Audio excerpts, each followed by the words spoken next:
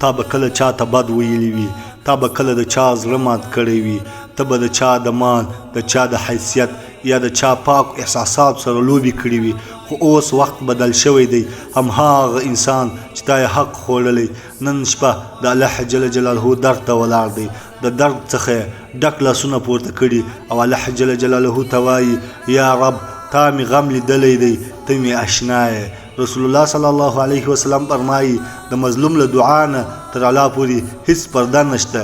یعنی تا چې د بل حق خوړلی وي الله جل جلاله ته یې غږ نیغ رسیږي، بې د پرشتو، بې د پیري، بې د وخت ضایع کېدلو، نیغ د عرش د دروازې پورې رسیږي. ته به خوشحاله یې، خو شاید ستا د ظلم ښکار اوس دعاوې کوي چې تا ته برکت نه راځي، ستا ژوند کې خیر نه ښکاري، دعاوې دې نه قبلیږي ځکه تا د یو انسان تر اسمانه رسولی.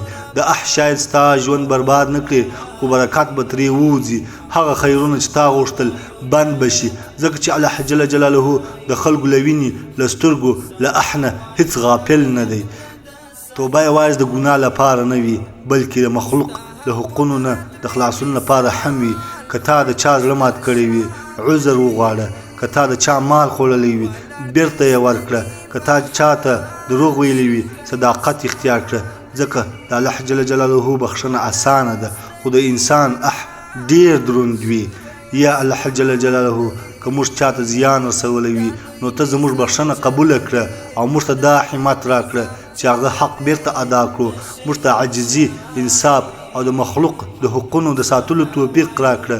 او که څوک زموږ حق خوړلی وي نو ته زموږ مدد وکړه، زموږ زړونه روښانه کړه. آمین.